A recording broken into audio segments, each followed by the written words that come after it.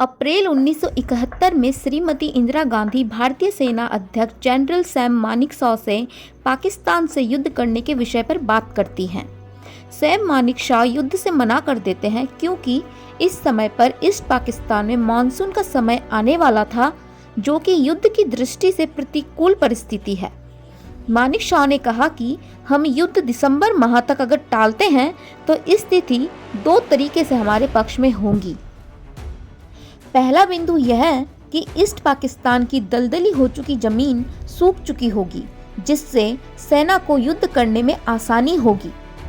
दूसरा बिंदु यह है कि हिमालय पर्वत के दर्रों में बर्फबारी हो जाने से रास्ते अवरुद्ध हो जाएंगे और चीनियों के घुसपैठ का खतरा कम हो जाएगा। श्रीमती गांधी सहमत हो गईं। दिसंबर तक मिले समय में भारतीय सेना ने पूर्वी पाकिस्तान के स्वतंत्रता सेनानियों और मुक्ति वाहिनी को गोरिल्ला युद्ध लड़ने में ट्रेंड किया। इसी के साथ ही भारतीय सेना ने अपनी शक्तियों को बढ़ाने और अपनी तैयारियों को और मजबूत करने पर काम शुरू कर दिया, ताकि पाकिस्तान से युद्ध होने पर किसी भी प्रकार की त्रुटि की कोई भी गुंजाइश ना बचे। 1971 के युद्ध से पूर्व भारतीय नौसेना ने अपने नौसैनिक ठिकानों की सुरक्षा के लिए सोवियत संघ से कुछ मिसाइल्स बोट्स खरीदने का फैसला किया। कैप्टन के नैयर के नेतृत्व में भारत नौसैनिक अधिकारियों का एक दल सोवियत संघ भेजा गया, ताकि वे सोवियत संघ के विशेषज्ञों से ये जटिल मिसाइल बोट्स को चलाने की ट्रेनिंग ले सकें। इस दल ने न केवल बोट्स चलाने की ट्रेनिंग ली, बल्कि रूसी भाषा में भी महारत हासिल की, ताकि मिशन के दौरान ये आपस में रूसी भाषा में बात कर सके और पाकिस्तानियों को इनकी वार्तालाप का कोई भी अंदाजा ना लग सके। इन मिसाइल बोट्स को रक्षण के नजरिए से तैयार किया गया था, न कि आक्रमण के नजरिए से। इसीलिए के नैयर ने अपनी टीम से पूछा कि क्या इन बोट्स का उपयोग रक्षण के बजाय आक्रमण में भी किया जा सकता था। इन बोट्स में गति तो थी, पर वे खुले समुद्र में ज़्यादा दूर तक नहीं जा सकती थीं और किसी भी हालत में 500 नॉटिकल मील से आगे नहीं जा सकती थीं।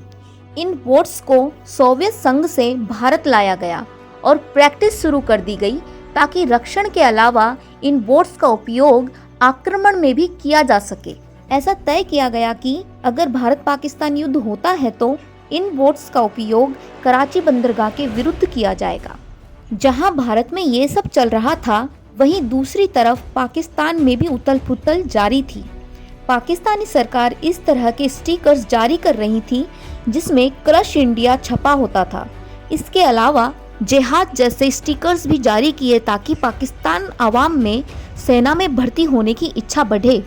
इन तमाम स्टिकर्स के अलावा भी हैंग द ट्रेटर जैसे भड़काऊ स्टिकर्स भी छापे गए, जो कि शेख मुजीबुर रहमान के विरुद्ध थे, क्योंकि पाकिस्तानी आवाम शेख मुजीबुर रहमान को एक आतंकवादी घोषित कर चुकी थी। और इन तमाम भड़काऊ स्टिकर्स को पाकिस्तान के शहरों में चलने वाले वाहनों के पीछे चिपका हुआ आराम से देखा जा सकता था। 23 नवंबर 1971 को पाकिस्तान के राष्ट्रपति याया खान ने देश में इमरजेंसी की घोषणा कर दी और देश को युद्ध के लिए तैयार हो जाने का आह्वान कर दिया। पाकिस्तान सरकार INS विक्रांत की योग्यता से भली भांति परिचित थी। पाकिस्तान अच्छे से जानता था कि भारत पर दबाव बनाने के लिए विक्रांत को रास्ते से हटाना बेहद जरूरी है। इसीलिए पाकिस्तान ने अपनी पनडुब्बी गाजी को विक्रांत की लोकेशन पता लगाकर उसे ध्वस्त करने की जिम्मेदारी सौंपी। लेकिन इस बात की जानकारी भारतीय जासूसी एजेंसियों को लग चुकी थी, इसीलिए उन्होंने INS विक्रांत को विशाखापट्टनम से हटाकर अंडमान द्वीप भेज दिया और उसकी जगह INS राजपूत को खड़ा करके पाकिस्तान को गुमराह किया गया कि विक्रांत विशाखापट्टनम में ही खड़ा है। INS राजपूत को विशाखापट्टनम से 160 किलोमीटर दूर ले जाया गया। उसे निर्देश दिए गए कि वो विक्रांत की कॉल साइन का उपयोग करे और उसी रेडियो फ्रीक्वेंसी पर खूब सारी रसद की मांग करे, जो कि विक्रांत जैसे विशालकाय जहाज के लिए जरूरी होती हैं। भारतीय सेना को यकीन था कि विशाखापट्टनम में पाकिस्तानी जासूस जरूर उपस्थित हैं। इसीलिए विशाखापट्टनम बाजार से बड़ी मात्रा में खाने पीने की सामग्रियों को खरीदा गया, ताकि पाकिस्तानी जासूसों को यकीन हो जाए कि विक्रांत यही है और वे ये जानकारी पाकिस्तान को दे सके। और हुआ भी बिल्कुल वैसा ही। आईएनएस राजपूत के जाल में गाजी फंस गया और उसे जल समाधि दे दी गई। गाजी का डूबना पाकिस्तान की हिम्मत पर एक बहुत बड़ी चोट थी। 3 दिसंबर 1971 को पाकिस्तान एयरफोर्स ने अचानक भारत की 11 महत्वपूर्ण एयर बेसेस पर हमला बोल दिया, जिनमें श्रीनगर, अवंतीपुर, पठानकोट, उत्तरलाई, जोधपुर, अंबाला, जैसलमेर, बीकानेर, हलवाड़ा, भुज और आगरा शामिल थे। इसके अलावा उन्होंने रडार स्टेशन अमृतसर और फरीदकोट को भी अपना निशाना बनाया। हालांकि पाकिस्तान के इस हमले में हमारी किसी भी तरीके की जान की हानि नहीं हुई थी। जहां पाकिस्तान की एयरफोर्स हमारी एयर बेसेस पर हमला कर रही थी, तो वहीं उनकी ग्राउंड फोर्सेस हमारी डिफेंस पोजीशंस सुलेमान की, खेमकरन, पूंछ और दूसरे सेक्टर्स पर शेलिंग कर रही थी।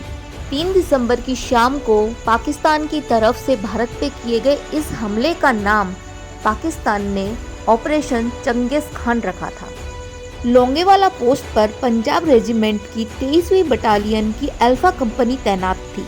एक कंपनी में लगभग 120 जवान होते हैं। इनकी अगुवाई कर रहे थे मेजर कुलदीप सिंह चांदपुरी जी। पाकिस्तान को लगा कि लोंगेवाला में न के बराबर सैनिक है, तो यहाँ से घुसपैठ करना आसान होगा। 4 दिसंबर 1971 की रात को पाकिस्तानी ब्रिगेडियर तारिक मीर की अगुवाई में लगभग 3000 सैनिक लोंगेवाला पर हमला कर देते हैं। 1971 में हमारी इंडियन एयरफोर्स रात में युद्ध लड़ने में सक्षम नहीं थी, इसीलिए मेजर चांदपुरी को हवाई सहायता भी नहीं मिल सकती थी। 3000 सैनिकों के सामने 120 सैनिक एक बहुत ही छोटी संख्या है, लेकिन मेजर चांदपुरी ने अपने सैनिकों के साथ मिलकर एक सटीक रणनीति तैयार करी, जो कि पाकिस्तानी सेना के लिए काल साबित हुई। लोंगेवाला में न सिर्फ सैनिक कम थे, बल्कि गोला बारूद भी सीमित था। उनके पास उपलब्ध माइंस को लगा दिया गया, साथ ही कांटेदार तारों को पोस्ट के आसपास लंबी दूरी तक बिछा दिया गया। पाकिस्तानी सेना जब लोंगेवाला पोस्ट के करीब आई, तो उनके 2 टैंक्स माइंस पे चढ़कर ब्लास्ट हो गए, जिससे पाकिस्तानी सेना घबरा गई। बिछे हुए तारों को देखकर उन्हें लगा कि शायद यहाँ पे माइन फील्ड है, इसीलिए उन्होंने और आगे बढ़ने का डिसीजन नहीं लिया और माइन फील्ड का इन्वेस्टिगेशन करना पहले जरूरी समझा। माइन फील्ड का पता लगाते लगाते 4-5 घंटे बीत गए। इसके बाद जब पाकिस्तानी सेना आगे बढ़ी, तो हमारे 120 सैनिकों ने अलग अलग दिशाओं से ताबड़तोड़ फायरिंग शुरू कर दी, जिससे पाकिस्तानी सेना एक बार के लिए बुरी तरह घबरा गई। युद्ध चलते करीब 5-6 घंटे बीत चुके थे और सूरज की रोशनी दिखनी शुरू हो चुकी थी, और इसी के साथ भारत के हंटर विमानों ने लोंगेवाला में मोर्चा संभाल लिया। इंडियन एयरफोर्स ने पाकिस्तानी सेना और उनके टैंक्स की कब्र खोद दी थी। लोंगेवाला में 4 दिसंबर से 7 दिसंबर तक चले इस युद्ध का नाम पाकिस्तान ने ऑपरेशन लबैक दिया था। 4 दिसंबर 1971 की रात 3 मिसाइल बोट्स निपट, निर्घट और वीर कराची बंदरगाह के लिए निकल गए। कराची में पीएनएस खैबर गश्त लगा रहा था। खैबर को रात 10:15 पर पता चल गया कि भारत के पोत कराची की तरफ बढ़ रहे हैं। उसने अपना रास्ता बदलकर भारतीय पोतों को पकड़ने के लिए अपनी स्पीड बढ़ा दी। 10:40 पर जब खैबर भारतीय पोतों के रेंज में आ गया, तो निर्घट ने उस पर पहली मिसाइल दागी, जिससे उसके बॉयलर रूम में आग लग गई। निर्घट ने दोबारा दूसरी मिसाइल दागी, जिसके बाद पीएनएस खैबर जलमग्न हो गया। मिसाइल बोट वीर ने 11:20 पर एक दूसरे पाकिस्तानी पोत पीएनएस मुहाफिज को अपनी मिसाइल का निशाना बनाया और पीएनएस मुहाफिज भी जलमग्न हो गया। मिसाइल बोट निपट को अपने रडार पर किमारी तेल टैंक दिखाई दिया और उसने वहां भी एक मिसाइल दाग दी और फ्यूल टैंक के ठिकाने को आग के गुबार में बदल दिया गया। हालांकि निपट का सामना एक अज्ञात पोस्ट से हुआ।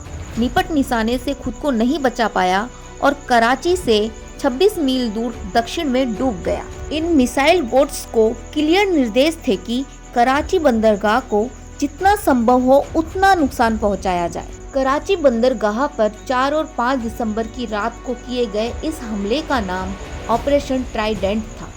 कराची पर 6 दिसंबर को भी ऑपरेशन पाइथन नाम से एक और हमला किया जाना था, पर खराब मौसम की वजह से इसे स्थगित कर दिया गया, जिसे 2 दिन बाद 8-9 दिसंबर की रात को मिसाइल बोट विनाश के द्वारा अंजाम दिया गया। मिसाइल बोट विनाश के साथ मिसाइल बोट्स त्रिशूल और तलवार भी गए थे।